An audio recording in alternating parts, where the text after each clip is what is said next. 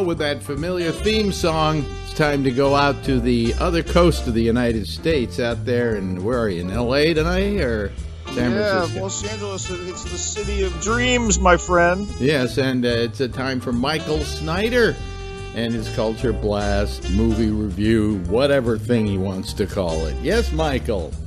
Hey, we've got a few films, a couple of which, maybe even three of which are worthwhile, which is nice. We're moving into, the good movie harvest that starts happening in the spring, maybe not.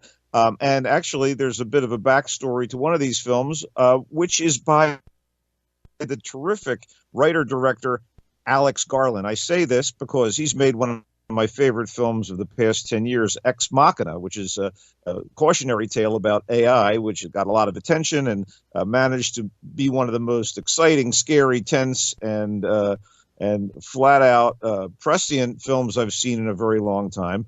And he reunites in Annihilation, his latest film, with one of the stars of Ex Machina, that being Oscar Isaac. But he's not at the center of the story here. Annihilation is based on a best-selling series of books by a guy named Jeff Vandermeer, and it's essentially about a professor of, biological stuff, played by Natalie Portman, who's a former vet. She was in the military, and her husband has been in the Middle East and is dealing with all kinds of stuff there, and he disappears. Unbeknownst to her, he's actually been in the States at a bizarre location where an alien meteor has landed and has started to basically mutate the landscape. And she's called in because of her expertise and teamed up with a series of other women. And it all happens after she gets a kind of a visit from her husband after he's been away for a year. Only is it really her husband? So this sets up a bunch of mysteries about the location, and everyone is on edge. What's going on here? And we follow Portman's character and Jennifer Jason Leigh, Gina Rodriguez, Tessa Thompson, all fantastic actresses, and they play these kind of military science types, only they're not too deeply sketched. And in fact, it's hard to really kind of relate to Portman's character very much. She does a pretty decent job considering what she's given, but once they get to this strange mutated area and try to get to the source of what's happening and why this area is starting to spread and may end up destroying our world as we know it, you don't have the kind of emotional connection you really want in a movie like this. In Ex Machina, I was totally committed to all the characters and everything that was going on. And in Annihilation, I was just watching the beautiful visual delights that Garland comes up with. There are some cool scares. There's some body horror a la Cronenberg here and there. And you get some sci-fi speculation about, other worlds and other alien life forms, but it's hard to really relate. And, there are exciting moments, and yet I still walked out of it going, I'm glad I saw it on the big screen because visually it was sumptuous, but and a worthwhile experience at the cinema. But Annihilation for me was a bit of a disappointment, particularly with the pedigree. Garland is a smart guy, and he made a great movie in Ex Machina. He also was the director-writer behind the sequel to the vampires in England, zombies in England movie, 28 Days Later. He's talented. I look forward to his next film. This was a little bit of a disappointment for me. Okay, moving on to a film that surprised the hell out of me because it wasn't a disappointment at all. Game Night. As studio comedies go, Game Night isn't wacky sophistication like a vintage film by, say, Howard Hawks, and it certainly isn't latter-day slapstick gross-out stuff like something from the Farrelly brothers, but it really works and actually parlays updates of those comic elements along with real unexpected twists and knowing postmodern meta humor to make for a pretty satisfying experience. It's really a romp, and it's helped immeasurably by Jason Bateman and Rachel McAdams as a couple in love with one another and in love with gaming. And in fact, they have a regular game night with their friends. And the neighbor cop whose wife has left him is left out. And he's just kind of weird and kind of creepy. And they kind of tiptoe around him. They don't want him showing up at game night. In any event, This thing turns into a wild sort of crime comedy. I mean, the cast uniformly fine. Bateman can be relied on for really solid comedic skills in relatively clever properties, and here he doesn't disappoint. And the treat is pairing him with Rachel McAdams, who gets a chance here to show off the comedic skills that have been on the back burner in her career for too long. I mean, I hesitate to point this out, but she was the woman in the main woman in The Hot Chick, other than Anna Faris, and she's also coming out of a Canadian show called Slings and Arrows, where she showed some comedic skills. Anyway, you get a good dose of, among others, Sharon Horgan of TV's Catastrophe, Lamorne Morris, who was an MVP on TV's New Girl, getting some overdue big screen time, and a guy who's been getting higher and higher profile roles in the past year, Jesse Plemons, who was a significant character in USS Callister on Black Mirror, had a strong supporting role in the recent Christian Bale Western Hostiles. Kyle Chandler is in this thing, Billy Magnuson. What ends up happening is the brother of the Bateman character has a special kind of participatory game where someone is supposedly killed in the house or kidnapped. You know, those kind of games. Well, someone's supposed to be kidnapped and they have to find out who it is, only it turns into what appears to be a real and treacherous kidnapping with murder on the minds of the kidnappers. John Francis Daley and Jonathan Goldstein co-directed. It was written by Mark Perez. It's funny. It keeps you guessing. And Plemons as the cop is really, really wonderful. This is a character that you got to keep an eye on. Also, by the way, in supporting roles, Michael C. Hall and Danny Houston. They didn't skimp here on the cast either. It's a funny comedy from a studio. That's a shocker in and of itself. I really enjoyed Game Night. I recommend it. It'll read well on video. But, on the other hand, you may want to go to the movies this weekend, and that would be a fun night out. The Young Karl Marx is essentially a sometimes dry, sometimes formal, and always erudite movie with lots of philosophical, political, and sociological discussion about the early days in the controversial life of Karl Marx, the radical writer and father of communism. This is set when he was in his mid-20s. It's all about his struggle to provide for his wife Jenny and his family, and significantly his friendship and writing partnership with the bourgeois rich kid Friedrich Engels. That begins with a meeting in Paris. But the movie moves from the streets of Germany to the garrets and bars of Paris to the mills and Irish ghetto in Manchester, England. And despite all the polemics, the acting and the period details are really nice. And the insights into the roots of Marx's eventual and massively influential worldview are on display. As movies go, the personal interactions between Marx and Engels, their supporters, their peers and foes, and their significant others catch you up in the drama. And then again, like I said, there's a lot of discussion about the state and the workers and, capitalism, but you're kind of carried along with it. It's a little, like I said, a little dry. There's a bit of a formula to this kind of movie, but it's helped along by the cast and the earnest nature of it. The charismatic German leading man, August Diehl, is Karl Marx.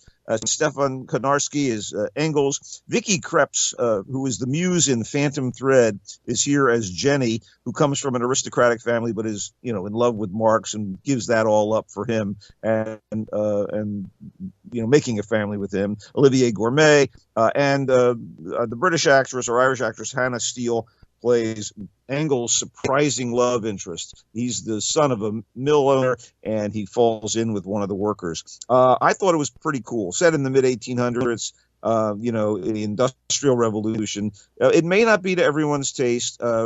Directed and co-written by Raoul Peck.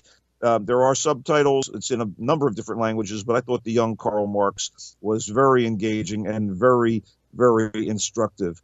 We should wrap things up with a movie that sort of disappointed me, and it really shouldn't have, because I should have known what was coming. It's called The Cured, and The Cured is an okay zombies get their humanity restored and reintegrated into society with mixed results movie. There's a lot of tragedy and angst. I mean, where have I heard this concept before? Oh, yeah. The excellent British TV series that ran for 2 short seasons between March 2013 and June 2014 on the BBC called In the Flesh. I liked this better when it was in the flesh. Although, to be fair, it's interesting to watch this guy who comes back into his family. His widowed sister-in-law, played by Ellen Page, welcomes him, but there's going to be scared people. There's going to be bigotry. This serves as a kind of allegory in a lot of ways for stuff we're dealing with right now, such as racism. But, and it has its moments. But again, the concept was done within the flesh, and I thought it was done better and before The Cured was ever conceived and released. Or maybe it was the source of the conception. I don't know. Anyway, what are you watching, buddy? Well, let's see here. I almost watched Black Panther. What happened? I say almost watched. I did watch it, actually. I think I watched it. I went to a movie theater, our big comfy chair theater. We paid, for 2 senior tickets, $41, plus cab fare, Yikes. plus, snacks. And we sit down in our chair, and the first thing girlfriend says to me is, "This picture's awfully dark." And so the movie starts. And I thought that maybe was this actor or that actor.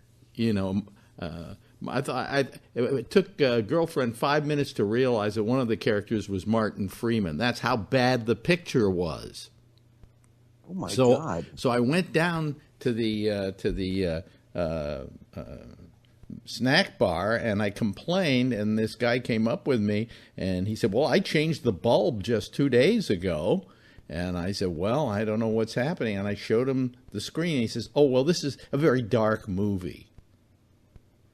And no, it's not. So I went back and I sat in the seat. Then I thought, well, they're showing the same film next door, and it just started about 20 minutes ago. Let me go next door and see what the picture looks like. And I put on my glasses, and it's beautiful. It's gorgeous. On top of that, in the theater we're in, you know how they bring those panels in for the different ratios? The panels are in rather than out to the full screen.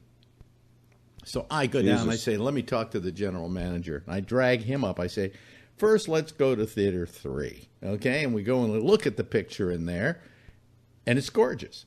We come into theater 2, and he goes, "Oh, well, that's not good."